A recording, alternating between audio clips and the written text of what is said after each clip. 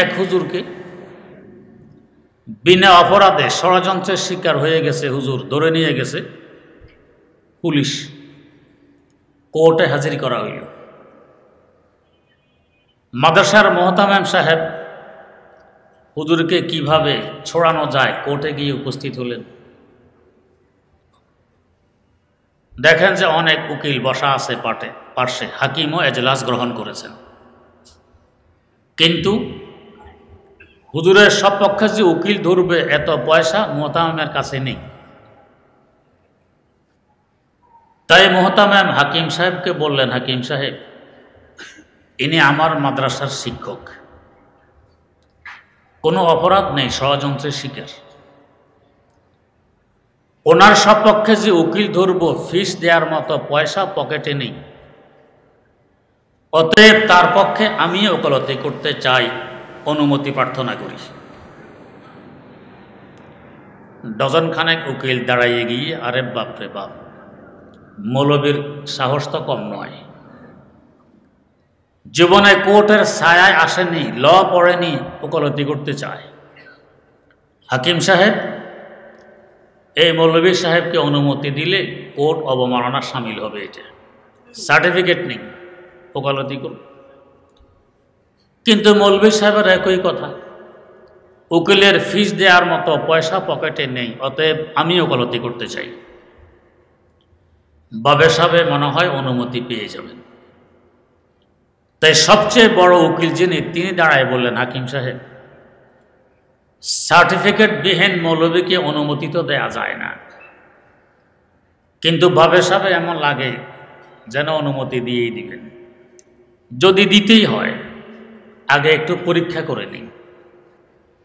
আমি মৌলবীকে একটি প্রশ্ন করছি, আমার প্রশ্নের জবাব যদি সংক্ষেপে হয় হ্যাঁ অথবা না, এই দুই শব্দের এক শব্দ দিয়ে দিতে পারে, তাহলে বুঝবো কিছু বুদ্ধিশুদ্ধি আছে, ঠিক আছে, অনুমতি দিবেন।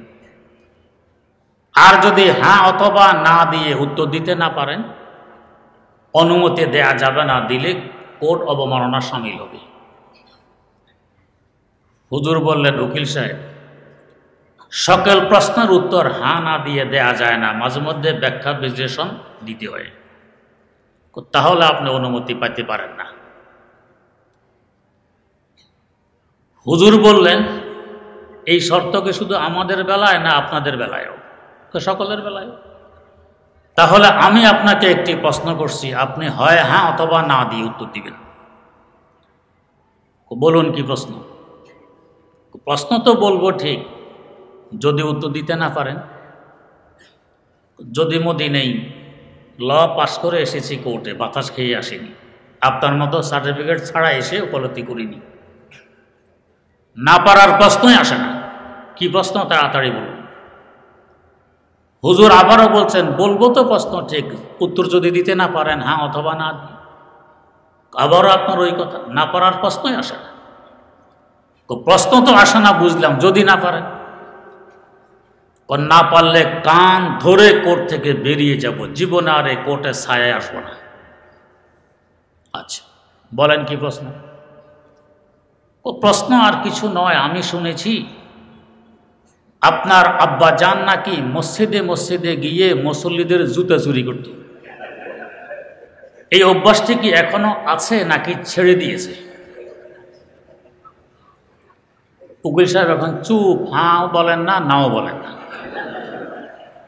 যদি বলেন হ্যাঁ, অর্থ দাঁড়ায় আমার আব্বা জানের জুতা চুরির অভ্যাসটি এখনো আছে। তো তাজা তাজা দুচা চোরের পোলা ওকালতি করতে আসছে কোর্টে, কত বড় বেজ্জতির কথা। আর যদি বলে না, মানে অভ্যাসটি এখন নেই, আগে ছিল, পুরানো জুতা চোরের পোলা কোর্টে এসে গেছে ওকালতি করতে, এটাও তো কম বেজ্জতির কথা নয়। কারণ হাও বলে না, নাও বলে না। মৌলবী প্রমাণ করে দিলেন, কোরআন সুন্নাহর ইলম যার সিনার ভিতরে আছে, এর থেকে বুদ্ধি বেশি আর কেউ রাখে না।